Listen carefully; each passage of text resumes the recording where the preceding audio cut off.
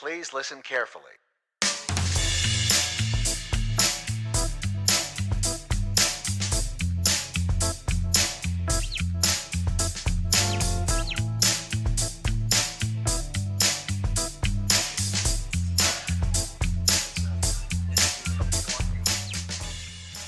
Good morning, everybody, and welcome to the very first edition of Coffee Conversation. What is Coffee Conversation, you might be asking? Well, I'm glad that you asked. So what's the first thing that you do in the morning?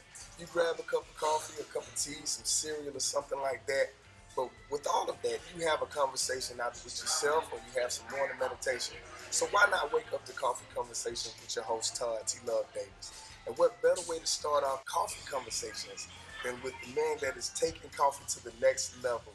Ladies and gentlemen, I have with me the owner, CEO, co-partner of Z Beans Coffee right here in Macon, Georgia, in the heart of the Mercer Village, Mr. Shane Buerster. Appreciate it, Todd. Yes, as Todd said, my name is Shane Buerster, and I am the founder of Z Beans Coffee. We just opened our first coffee shop, as we're sitting in it today, here in Mercer Village on Montpelier Avenue in Macon, Georgia. So we've been open now for about 4 weeks, so it's fresh. As you see behind us is brand new furniture that we brought in. And what we're hoping to do is to not only cater to the students here at Mercer, but to eventually become Middle Georgia's coffee shop. So Shane, tell the world your story and what made you decide to go into the coffee business. Yeah, so I'll be honest with you. As of 2 years ago, I had absolutely no idea what coffee tasted like. I had absolutely no idea what I was going to get into. So I'd say my story started my senior year of high school. Transferred to Richmond Hill High School. I was in Savannah Country Day in order to chase my dream of become a baseball player. But unfortunately, halfway into my senior year, I tore my labrum in my throwing shoulder and part of my rotator cuff too. And so when this happened, I lost all the scholarships that I had been afforded that were offered to me, and I was left stuck having to take a walk-on spot. So I decided to walk on here at Mercer University in hopes of working extremely hard, showing the coach that I was a good baseball player and earning my spot on the team. So my freshman year, I did exactly that. I was a bullpen catcher. And going into my sophomore year, I was like, you know what? It's taking a lot of my time. Yeah. You know, I need to find a way to just do something else, or at least be able to play somewhere on the field. So I told the coach I wanted an opportunity to play in left field. There was an opening that was coming. We had a senior leaving, and that's what I did. I said, Coach, I want an opportunity to play in left field. He said he was going to give it to me. So that summer, I worked as hard as I could, lost weight, slimmed down, got faster. And I get to school that next semester, and he said, we need you to catch. So this was a point in my life where I thought I could go one or two ways. I'm going to continue to allow people to tell me what I'm going to do. I'm going to stand up for what I work hard for and tell them that I want that opportunity. So I told him, I said, you know what, Coach? If every single one of these outfielders is better than me, and at the end of the fall you have to cut me, it's something I can live with. So unfortunately, while I wish I would have had more opportunities to show the coach that I was a good ball player and I could play the outfield, I didn't really get those opportunities, and I was cut at the end of the fall. So that was my sophomore year.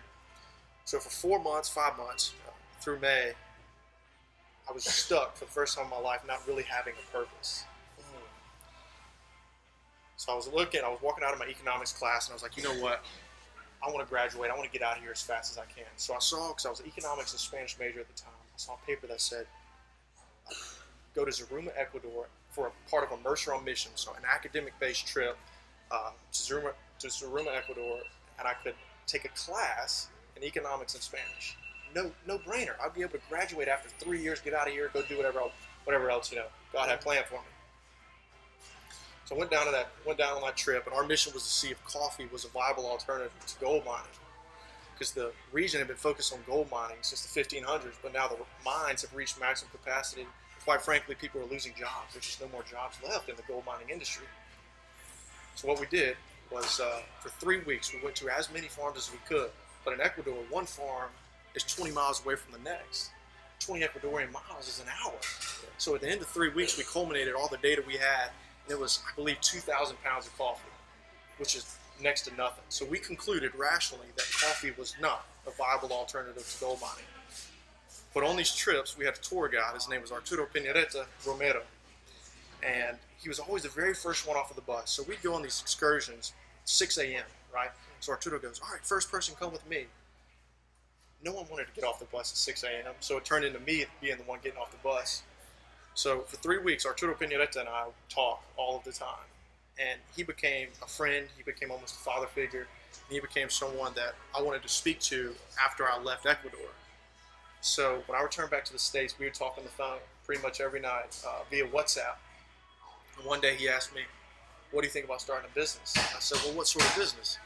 He said, coffee. I said, coffee? How in the world are we going to do coffee with only 2,000 pounds?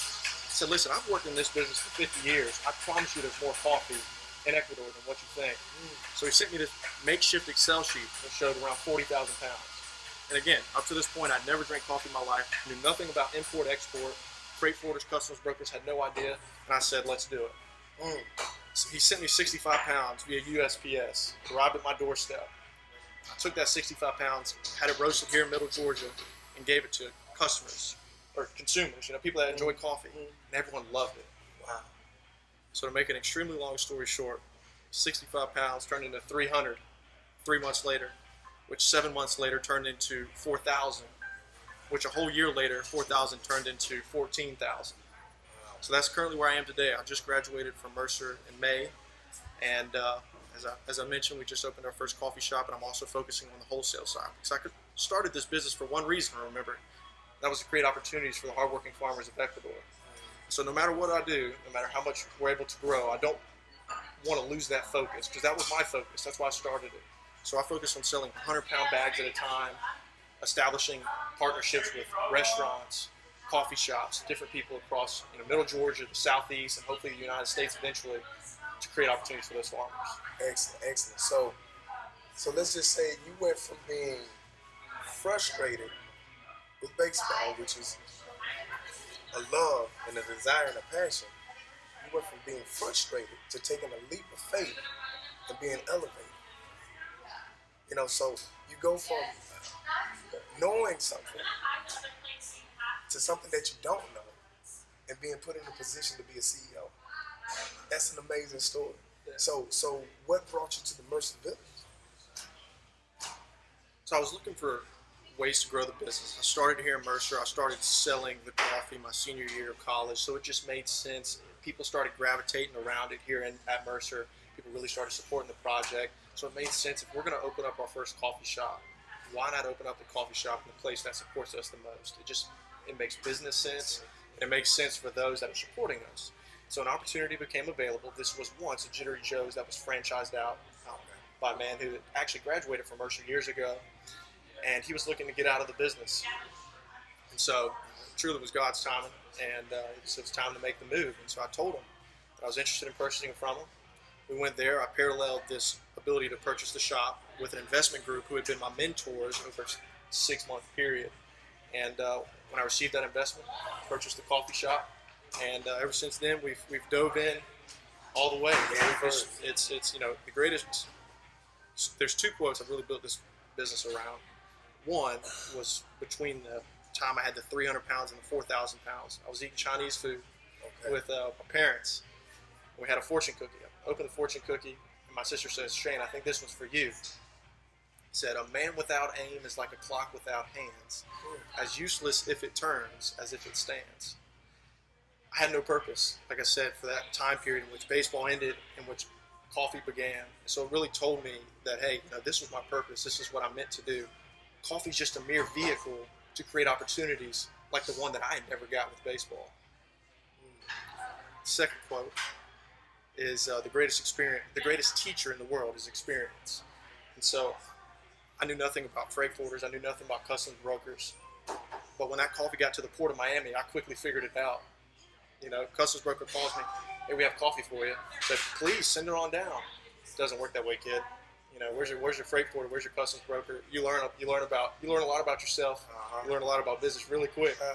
When your investment, when your money, when your sweat equity, whatever it may be, is on the line, you figure it out. You're gonna find a way. You're gonna find a way. Yeah, it's kind of the determination then turns into the real job. Yeah. And those are the ins and outs. And being an entrepreneur, what drives you every day to wake up and say, "You know what, I want to be the best"? I tell you, when you become, like I was with baseball, you become emotionally attached to what you're doing. You know, I understand that no one will ever care about Z-Beans as much as I do, because it's what I dream of. It's what I, have laboriously worked to try and create. And I think it's not so much me waking up every single day and want to be the absolute best, but perhaps it's me waking up and everything that every single day it's fun. I haven't worked a day in my life, and I work 100-hour weeks every single week. Yeah. It's just what I love to do. Yeah. And so I think having that purpose, when you can pair purpose with fun, that's when your life really starts taking off. Yeah. Because it's like, man, I've been able to live a simple life. The greatest sign of ownership is sacrifice. So I'm always sacrificing. I was the last one to take a salary out of the business because I wanted everyone else to eat before I ate. There's a good book that I recommend for you. It's called Leaders Eat Last by Simon Sinek. And it talks about how in the military, higher ranks always eat last, so those that come before you. So perhaps sometimes there's no food left. Yeah. It's all right. You'll find a way to make it work. And people see that. Those working with you, those partners that you may bring on to hopefully carry out the dream and push it further, they see that and they respect that sacrifice. So you get them to buy into not only your business but who you are. Everyone loves working for a good boss. Right. Excellent. And you're not in it by yourself. You mentioned a good friend of yours that kind of helped you. Absolutely. Carter. So I had that 4,000 pounds my senior year. I had a guy come to me. His name's Carter Vargas. He says, "Man, I want an intern. I need an internship, and I'm an international business major." I said, "Well, dang, like this sure seems like a perfect international business." And so he was a baseball player, so he couldn't really get off campus because he had a real strict schedule. Okay. We actually came in and played ball together. Okay. And so we went to the dean and spoke to her and said, "Hey, would you allow this?" And they said, "Yeah, I don't see why not. Just keep a detailed track record of what he's actually doing." Right. And so it wasn't 4 months into this, I quickly realized, you know what, this is the closest I'll ever come to seeing someone who cares about this as much as I do. And from 4 months to the next 6, I begged him to partner with me. I said, "Listen, I'll give you equity in this business, and this is what you're going to do. We're not going to overlap. You'll take the retail side and really focus on that. Hopefully we can perfect that, make it a replicable model that we can eventually franchise out." And that's what it is. And so he agreed to it. Spoke to his mom. We ironed out the details, and that's what we have going on today. So you'll see Carter always in the shop. He's currently the shop manager. Okay. But our long-term goal is in 6 months, bring on a new manager that we groom, open another shop. Okay. And then for 6 months, he'll be the manager there. Yeah. Bring another manager, open another shop. And so that's kind of our motto. But again, he sacrifices just as much as I do. He turned down higher paying jobs to take this one on. But, I'm very appreciative of him, and buying into not only Z-Beans, but buying into what, I stand for. And I told him, I said, "Listen, man, there's going to be tough years, but we're never going to reach that stop sign. Right. We may have to yield. We may have to, proceed with caution, but we're going to find a way just because that's my mentality. And, I know that's his makeup as well." So, yeah, he's a terrific individual, and he's one that you'll see here in the shop every day. Excellent. And so you guys went from teammates on the playing field to teammates in the corporate field. Absolutely. That's amazing. So we're in the holiday spirit, man, and I hope you had a great Thanksgiving. Absolutely. I hope you did too. Yeah. A lot of turkey and dressing. Mm-hmm. So as we're going into the holiday season, is there anything that we can expect from Z-Beans? This something special that you guys are doing here in the shop? Yeah, absolutely. So we had some of the ladies here in the shop came up with some different drinks, and we could make that different lattes, with different sugars and creamers and syrups. And so we have about 6 different ones, all specific holiday blends. I know one's called like a dirty snowball, where it's vanilla. You have your espresso in it. So they're very creative. And here's the thing I love about it. I tell them, I said, "You come up with a good idea, we enact it. If it doesn't work, we tip our caps and go about another one." But I think us doing that and really listening to your employees, it creates a fun place to work. I just want people to come in, and although we do have salaried individuals, we have people that work for the hour. They love coming into work, and I think that's what it's all about. If we can continue to create that culture, and if we can continue to make it fun and not work, man, it's just a bustling work environment. It's fun to be here. It's a fun coffee shop, and that's what I think a coffee shop should be about. Come in here and converse, spend times with your friends, do study work if you need to, do school work. That's what we're trying to create. Yeah. You guys have heard it here first. This is the first coffee conversation Shane Buerster, thank you so Yeah, much. man. Thanks for having me. Yes, thank you. Thank you for allowing us to host our first official coffee conversation. And if you're in the Macon, Middle Georgia area, do not hesitate to come down to Z-Bins. Tell them the address again, and if you have any kind of social media that they can follow you on. Absolutely. So this is 1635 Montpelier Avenue, area code, zip code 31201. You can follow us on social media everywhere: Instagram, Twitter, Facebook, at Z-Beans Coffee. You can also visit our website if you'd like to learn more about our stories, read some of the blogs. I write a blog every Sunday about my experiences as an entrepreneur, as a businessman, and just as a someone looking to grow. It's zbeanscoffee.com.